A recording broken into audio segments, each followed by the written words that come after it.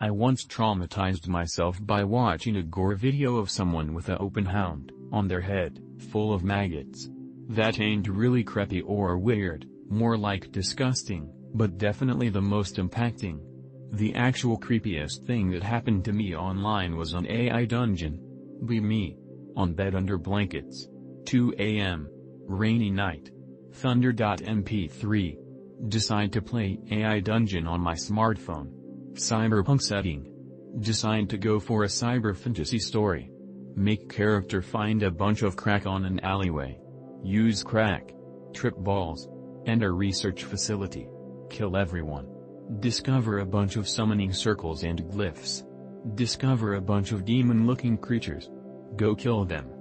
Break glass. Can't kill them. They escape. Whatever.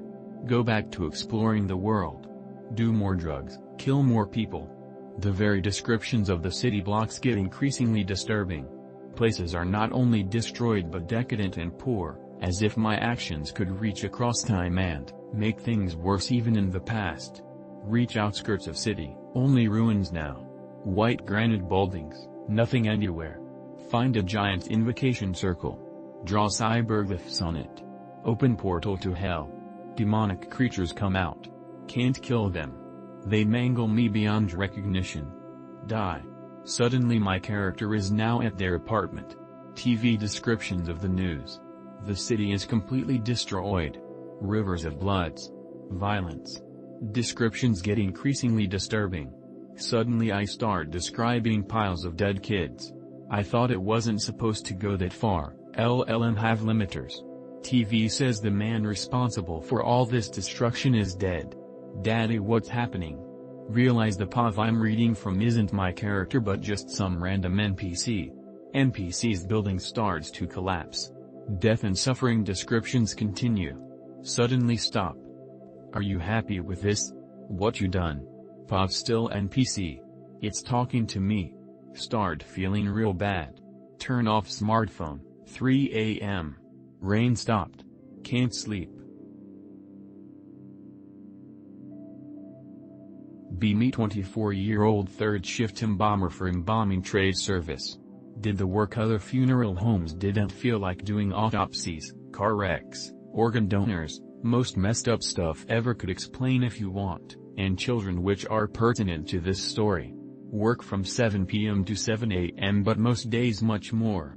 Small company, only 3 other guys plus the owner to cover all of Central EO. Worked a lot since you can't just leave dead people for too long, and when the calls came we had to go. Often worked long shifts, 20+ hours were typical. Didn't sleep much or at all for days at a time. One night had to go get more embalming fluid which was up in a storage compartment in attic of old funeral home. On hour 20+ for the day, tired as hell. Slowly walk up steps with my head down. Glance up and freeze. A boy is standing at the top of the steps. Nearly fall back but catch myself on rail. Look back. Boy is gone. Decide to make coffee instead and wait for colleague to return from call. Chalk it up to sleep deprivation. Tell colleague about it, he says he's seen him too. Hated having to get more fluid at that place. I've got more if caller interested. Be me. Be hopelessly addicted to weed. Go on nobody threads. Some real shit.jpg.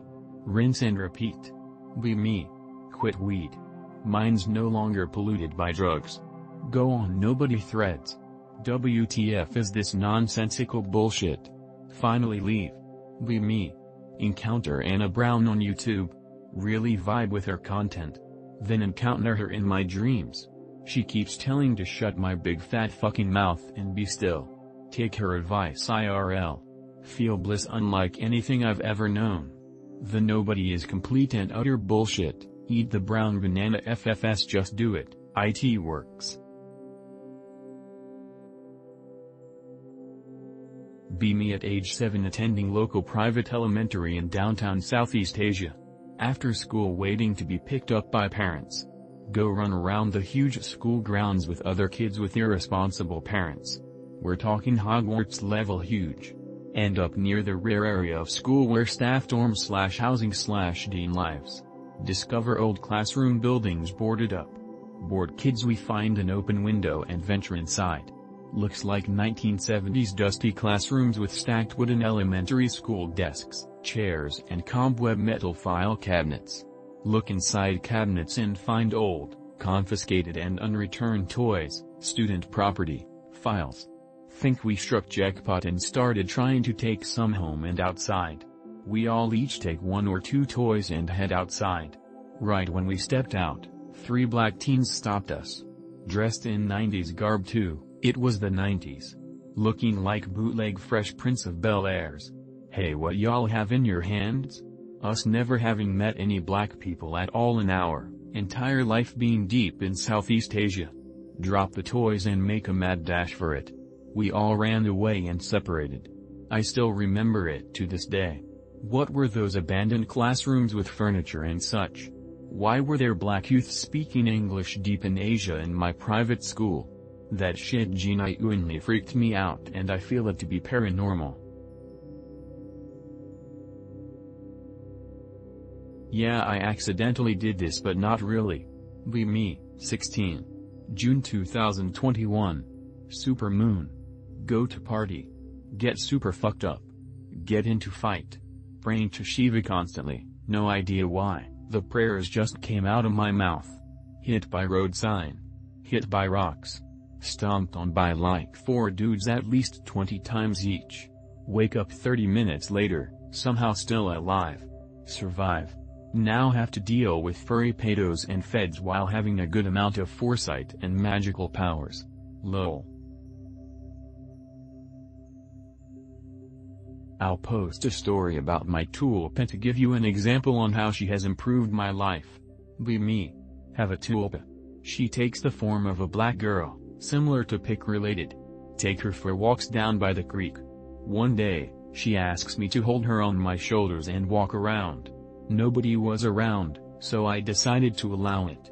I had my hands placed around where her legs would be, and I was walking around the park with her. She was just looking around at everything with a smile on her face. Never got to experience this with anybody else. The only times I have ever been happy in my life were with her. She is unironically one of the only things I get up for in the morning these days. Don't know where I would be without her. I love my tulpa so much. Tulpa inans, and inans who are making tulpas, please never hurt them. They don't deserve it. They are gifts from the God above.